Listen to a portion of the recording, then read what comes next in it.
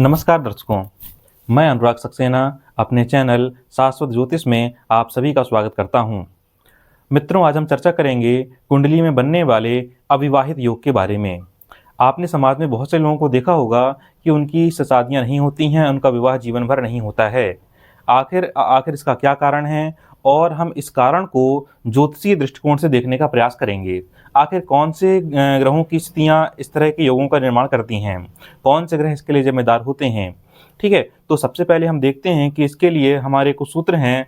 तो यदि यहाँ पर चंद्रमा बैठा हो, और चंद्रमा कैसा बैठा हो, चंद्रमा या तो पीड़ित हो या कमजोर हो।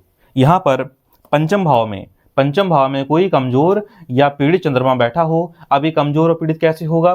चंद्रमा कमजोर कब होता है, पीड़ित कब होता है? कृष्ण पक्ष में। कृष्ण पक्ष की अष्टमी से लेकर शुक्ल पक्ष की चतुर्थी तक ये पीड़ित रहता है। इसे पाप प्रभाव में कहा जाता है इसे। और यदि इस पर पाप ग्रहों की दृष्टि पड़ जाए, शनि की दृष्टि पड़ जाए, तब भी ये पीड़ित हो जाता है। ठीक ना। तो यदि ये चंद्रमा पंचम भाव में पीड़ित हो जाए, कमजोर हो जाए, और लग्न में यहां पर कोई पाप ग्रह बैठा हो,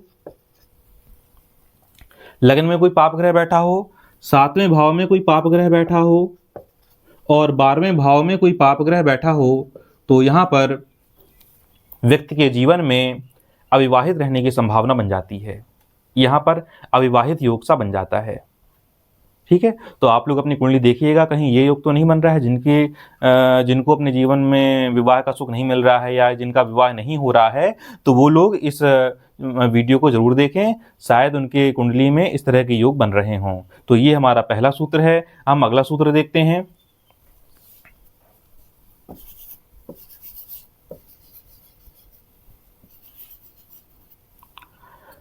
ये 7वां भाव है, विवाह का भाव है, जीवन साथी का भाव है। यदि इस भाव पर बुध और शुक्र बैठे हों, बुध और शुक्र बैठे हों, ठीक है, और इस पर किसी पाप ग्रह की दृष्टि पड़ जाए या इस पर किसी शुभ ग्रह की दृष्टि ना पड़े। यदि इस जगह पर या इस युति पर गुरु की दृष्टि पड़ जाती है, तब तो विवाह हो जाता है। लेकिन यदि गुरु की दृष्टि नहीं पड़ती है, तो ये मान लीजिए, ऐसा अनुभव में आया है और ऐसा ज्योतिष की पुस्तकों में भी लिखा है कि जब सप्तम भाव में बुध और शुक्र बैठे होते हैं युति बनाकर, तो ऐसे में जातक का विवाह नहीं होता है। ठीक है, तो इस योग को भी अपनी कुंडली में मिला लीजिएगा कि वास्तव में ऐसा योग है, क्योंकि मेरे अनुभव में तो ऐसा आया है कि जिन जातकों की कुंडली में योग बन रहा है, उनका विवाह नहीं हो पाता। फिर आप लोग जैसा भी हो कमेंट में बताइएगा। तो ये हमारा कैसा है, दूसरा सूत्र है। हमारा तीसरा सूत्र है कि जहां कहीं भी चंद्रमा बैठा हो, चंद्रमा कहीं भी बैठ सकता है, ठीक है, कुंडली में कहीं भी, हमने सुविधा के लिए लगन में बैठा दिया चंद्रमा को। आप कहीं भी बैठा लीजिएगा, कहीं भी देख लीजिएगा। आपकी कुंडली में चंद्रमा जहां भी बैठा हो, वहां से ठीक सातवें घर में शनि, मंगल और शुक्र बैठे हों, ठीक ना। तो देखिए, मान लीजिए इसी घर में, 7वें घर में ही शनि, मंगल, शुक्र बैठे हैं और इसके ठीक सामने चंद्रमा बैठा हुआ है। तो चंद्रमा कैसा हो गया, पीड़ित हो गया। शनि की दृष्टि पड़ गई, चंद्रमा तो पीड़ित हो गया है, और यहाँ पर दो पाप ग्रहों का प्रभाव हो गया है, ठीक ना। तो हम यहाँ पर देखेंगे कि यहाँ पर भी व्यक्ति के जीवन में अविवाहित रहने के योग बन जाते हैं। ये हमारा तीसरा सूत्र है।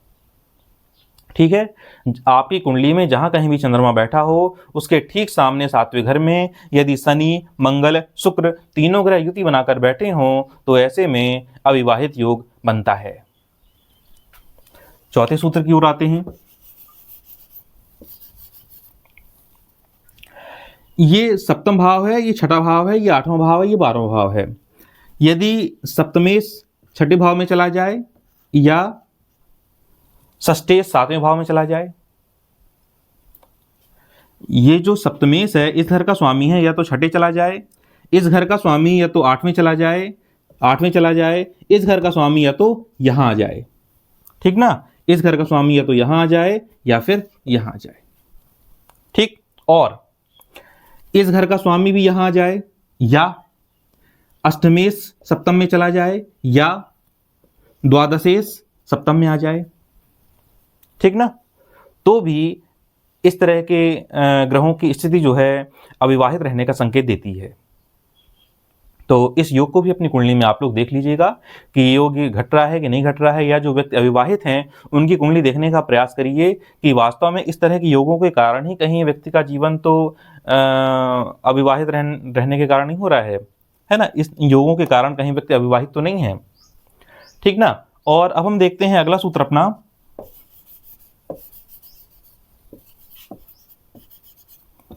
हमारा अगला सूत्र है कि ये जो 12वां भाव है, यहां पर कोई दोष बन जाए। जैसे यहां पर राहु बैठे हों और साथ में चंद्रमा बैठे हों, ठीक है, तो ये चंद्रग्रहण दोष हो गया। मतलब यहां जो सैया सुख है, ये 12वां भाव किसका होता है? खर्च का भाव होता है, व्यय का भाव होता है, और सैया सुख का भाव होता है। इस सैया सुख के भाव में यदि ग्रहण दोष बन जाए, ठीक है, और किसी भी तरीके से यदि शनि की दृष्टि पड़ जाए इस पर, ये शनि की दृष्टि भी पड़ जाए, मंगल की दृष्टि पड़ जाए। अब शनि की दृष्टि कैसे पड़ेगी? या तो ये शनि 7वें भाव से देख लेगा, शनि या तो तीसरी दृष्टि से देख लेगा, ये तीसरी दृष्टि पड़ेगी, ठीक ना। और 7वीं दृष्टि, और यहां से और एक कौन सी दृष्टि होती है? 10वीं दृष्टि होती है। तो 7, 8, 9, 10 10वीं दृष्टि से देख लेगा। तो कहीं से भी इस योग पर, राहु चंद्र के योग पर शनि की दृष्टि पड़ जाए, या 4वीं, 7वीं, 8वीं मंगल की दृष्टि पड़ जाए, तो भी जो है व्यक्ति की अविवाहित रहने के चांस बन जाते हैं, ठीक है। तो ये भी योग जो है इसको भी मिला लीजिएगा, कहीं ये योग तो नहीं बन रहा है। हमारा अगला सूत्र है,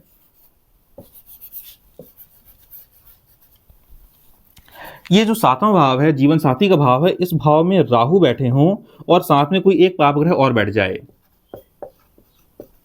यहां पर मंगल बैठ जाए, है ना, तो अंगारक योग बन जाएगा। यहां पर सूर्य बैठ जाए, सूर्य भी पाप ग्रह है, क्रूर ग्रह है, ठीक है, सबसे कम पाप ग्रह माना गया है उसको। तो लेकिन सूर्य दोष तो बन जाएगा यहां पर, ठीक ना। यदि यहां पर शनि बैठ जाए तो श्रापित दोष बन जाएगा। तो कोई भी ग्रह बैठ जाए यहां पर राहु के साथ, तो भी यहां पर व्यक्ति के अविवाहित रहने की संभावना बन जाती है, ठीक ना।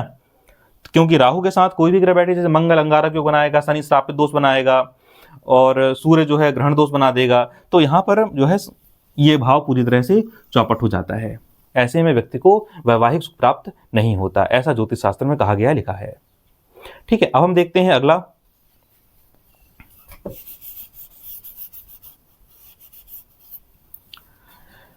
ये पहला भाव है, इस भाव का स्वामी लग्नेश यहां बैठ जाए, ठीक है, और इस भाव का स्वामी यहां चला जाए, सप्तमेश 12वें घर में बैठ जाए, ये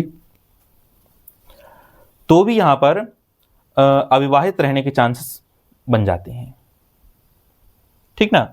ये लगन भाव का स्वामी है, लग्नेश कहां चला गया है? लग्नेश 7वें घर में चला जाए, और 7वें घर का स्वामी कहां चला जाए? 12वें घर में चला जाए। तो यहां पर भी जो है अविवाहित योग बनता है। इसको भी आप लोग मिला लीजिएगा, ठीक।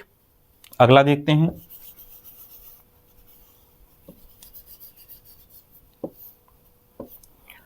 हमारा अगला सूत्र है, कहीं पर भी कुंडली में कहीं पर भी चंद्र और शुक्र बैठे हों, मान लीजिए हमने यहीं पर मान लिया, कहीं पर भी आप देख लीजिएगा, चंद्रमा और शुक्र कहीं पर भी बैठे हों, ठीक है, और इस पर किसकी दृष्टि पड़ जाए? मंगल की दृष्टि पड़ जाए। ये चंद्र शुक्र 7वें घर में बैठे हैं और किसकी दृष्टि पड़ गई है? ये मंगल की 7वीं दृष्टि यहां पर पड़ रही है। तो यहां पर भी कुंडली में अविवाहित योग बनते हैं, ऐसा ज्योतिष शास्त्र में लिखा हुआ है, ठीक है। तो इसको भी आप लोग अपनी कुंडली में मिला लीजिएगा। कैसा योग है? 7वें घर में चंद्र और शुक्र युति बनाकर बैठे हों, और इस योग पर, इस युति पर मंगल की दृष्टि पड़ रही हो, तो अविवाहित योग बनता है, ठीक है। हम अगले सूत्र की ओर देखते हैं। यदि मंगल और शुक्र यहां पर बैठे हों, ठीक है, मंगल और शुक्र कहां बैठे हों? 7वें घर में बैठे हों, या मान लीजिए यहां पर नहीं बैठे हैं तो कहां पर बैठे हों? मंगल और शुक्र युति बनाकर यहां बैठे हों, ठीक है, या किसी की कुंडली में या तो ये स्थिति हो सकती है, 7वें घर में ऐसी युति बन सकती है, किसी की कुंडली में 9वें घर में ऐसी युति बन सकती है, या किसी के कुंडली में 5वें घर में मंगल और शुक्र की युति बन सकती है। तो ऐसे में भी ये अविवाहित योग बनता है। तो ये जो कुछ सूत्र थे, 8-9 सूत्र आज हमने बताए हैं, ये अविवाहित योग के सूत्र हैं। आप लोग अपनी कुंडली में ज़रूर देखिएगा, या जो अविवाहित हैं उनकी कुंडली का विश्लेषण करिएगा, और तो आपको पता चलेगा कि इन योगों के द्वारा, इन ग्रह स्थितियों के द्वारा उस व्यक्ति को जीवन में अविवाहित रहना पड़ रहा है। ठीक है। और साथ में हम ये भी देखते हैं कि यदि कुंडली में शुक्र की स्थिति जो कि विवाह का कारक होता है, लड़कियों की कुंडली में गुरु की स्थिति जो कि विवाह का कारक होता है लड़कियों के लिए, यदि ये अच्छे हैं तो भी विवाह करवा देते हैं। परिस्थितियां चाहे जो हैं जैसी भी हों, है ना, लेकिन विवाह करवाते हैं। तो कुंडली में गुरु और शुक्र का अच्छा होना जरूरी है। और एक बात और है कि विवाह के लिए नौमांस कुंडली भी देखी जाती है। यदि नौमांस कुंडली में ग्रहों की स्थितियां अच्छी हैं, नौमांस कुंडली में ग्रह मजबूत स्थिति में हैं, नौमांस कुंडली हमें इशारा कर रही है विवाह के लिए, तो भी जो है विवाह हो जाता है। तो आज का जो हमारे सूत्र हैं ये लगन कुंडली के पर आधारित हैं। ये हमने जितने भी सूत्र बताए हैं ये लगन कुंडली पर यदि बन रहे हैं तो इसे लागू करके देखिएगा। और नौमांस कुंडली भी देख लीजिएगा आप लोग। ठीक है, नौमांस कुंडली यदि अच्छी है तो विवाह हो जाता है। और गुरु और शुक्र की स्थिति देख लीजिएगा। ठीक है, तो आज का हमारा वीडियो यहीं तक था, और आशा है आज का वीडियो आपको अच्छा लगा होगा, जानकारी आपको अच्छी लगी होगी, ज्ञानवर्धक लगी होगी। हम अगले दिन फिर किसी विषय को लेकर आपके सामने हाजिर होंगे। तब तक के लिए बहुत बहुत धन्यवाद। नमस्कार।